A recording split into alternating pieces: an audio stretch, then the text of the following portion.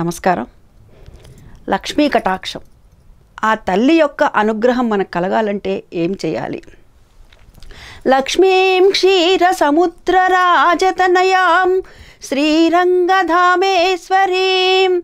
దాసీభూత సమస్త దేవ వనితాం లోకైక దీపాంకురాం శ్రీమందల్ల కటాక్ష లబ్ధ విభవత్ బ్రహ్మేంద్ర గంగాధరాం త్వాం త్రైలోక్య కుటుంబినీం సరసిజాం వందే ముకుంద ప్రియాం అంటూ ఆ తల్లి యొక్క అనుగ్రహం కోసం, ఆ లక్ష్మీ కటాక్షం కోసం మనం చేయవలసినటువంటి విధి విధాయకం ఏమిటి?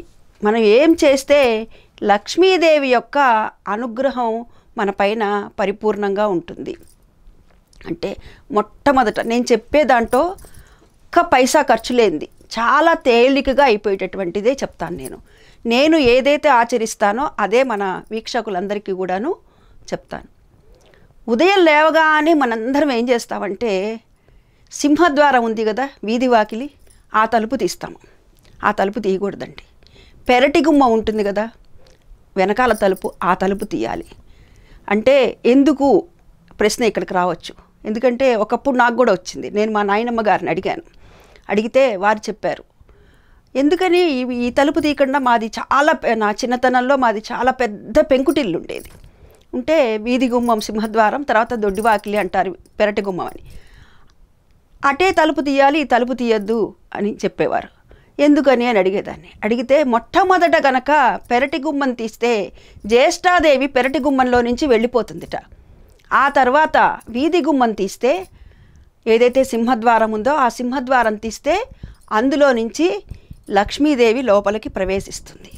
ఇది చాలా చాలా ముఖ్యమైనటువంటి విషయం. మనందరం కూడా ఉదయం లేవగానే ఈ ఒక్క విషయాన్ని గుర్తుపెట్టుకోవటం వల్ల మనకి చాలా లాభం కలుగుతుంది. ఇక రెండవది, మన ఇంట్లో ప్రతిరోజు ముగ్గు పెట్టుకుంటాం వాకిట్లో. కానీ వారి యొక్క ఎప్పుడు కుదిరితే అప్పుడు, అంటే 6ంటికో 7ంటికో 8ంటికో అలా పెట్టుకోవటం జరుగుతూ ఉంటుంది. కానీ అలా కాకుండా సూర్యోదయానికి పూర్వమే ఎవరి వాకిట్లో అయితే చక్కగా ముగ్గు ఉంటుందో వారింట లక్ష్మీ కటాక్షం ఉంటుంది.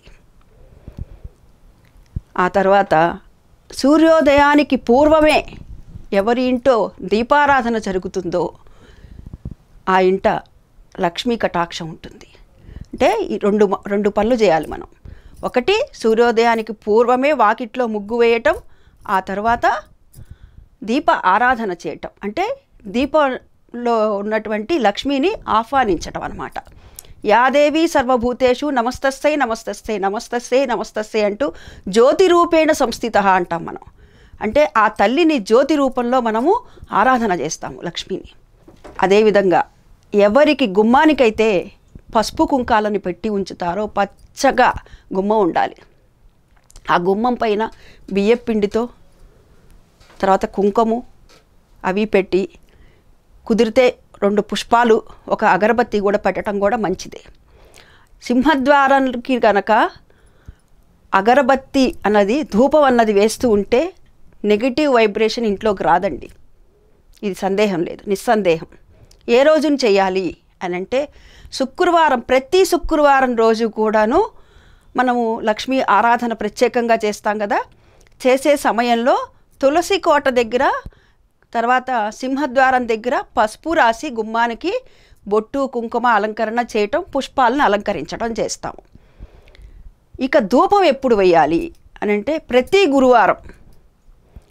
గురువారము ప్రతి ఆదివారము ఆ సింహద్వారానికి కనుక ఆ ధూపం వేస్తే చాలా తేడా, మీరే మనకు చెప్తారు.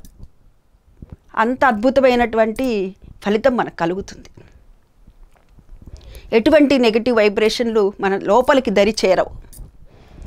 అదే కాకుండా మరి ఇల్లు తుడిచేటప్పుడు కూడా మనకి ఏదైనా ఒక్కొక్కసారి సంకేతాలు అనిపిస్తూ ఉంటాయి మనసుకి.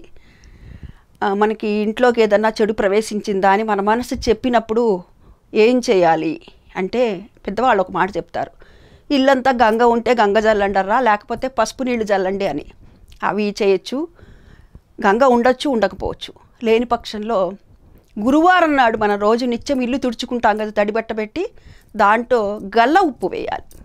ఆ గల్ల ఉప్పు వేసి దాంట్లో రాళ్ల ఉప్పు అంటాం కదా, గల్ల ఉప్పు అని కొన్ని ప్రాంతాల వారు అంటారు, రాళ్ల ఉప్పు అని కొన్ని ప్రాంతాల వారు అంటారు. ఆ రాళ్ల ఉప్పుని వేసి ఇల్లు తుడిస్తే నెగిటివ్ వైబ్రేషన్ అన్నదంతా కూడా పోయి మనకి చక్కగా పాజిటివ్ వైబ్రేషన్ ఉంటుంది. లక్ష్మీదేవి అనుగ్రహం పరిపూర్ణంగా ఉంటుంది. ఇక నిత్యం చేసేటప్పుడు పూజలో కూడా ఈ మధ్య చాలామంది దగ్గర ఒక మాట వింటున్నాం, నిత్యం చేసే పూజ మాకు సమయం ఉండట్లేదండి, అందుకని వారానికి 1 రోజు 2 రోజులో చేస్తున్నాం అన్న. మనం వండుకుంటున్నాం తింటున్నాం కదండి, సమయం దానికి ఉంది, మరి దీన్ని పూజ చేయడానికి ఎందుకు లేదు? పూజ మాకు చేసే టైము లేదు, మాకు అసలు ఏమీ రాదు అనుకున్న పరిస్థితి ఉండొచ్చు, కాదని నన్ను. అలాంటప్పుడు ఏం చేయాలి? నేను చెప్పే పని 5 నిమిషాలు కేటాయించండి, దీపారాధన చేయండి, ఒక్క పుష్పాన్ని స్వామికో అమ్మవారికో పెట్టండి, తర్వాత చిన్న పండో ఫలమో నివేదన పెట్టండి. 5 నిమిషాలు అంతే దీనికి సమయం. ఎక్కడైతే నిత్య పూజ ఉండదో ఆ ఇంట్లో కూడా లక్ష్మీదేవి ఉండదు, అలక్ష్మి అన్నది ప్రవేశిస్తుంది. కాబట్టి నేను చెప్పిన ఈ 5 అంశాలని కనుక గుర్తుపెట్టుకొని చాలా తేలిగ్గా వాకిట్లో ముగ్గు వేసుకోవటం, గుమ్మానికి పసుపు కుంకం పెట్టడం, అదేవిధంగా ఇంట్లో నిత్య దీపారాధన చేయటం, అప్పుడప్పుడు ధూపం వేస్తూ ఉండటం చాలా తేలికైనటువంటివి. వీటిని గనక చేస్తే ఖచ్చితంగా ఆ తల్లి యొక్క అనుగ్రహం మనకి కలిగి తీరుతుందండి. అందరికీ మరొక్కసారి నమస్కారం. ఆ లక్ష్మీదేవి యొక్క కటాక్షం మనందరిపైన కలగాలని కోరుకుంటూ స్వస్తి.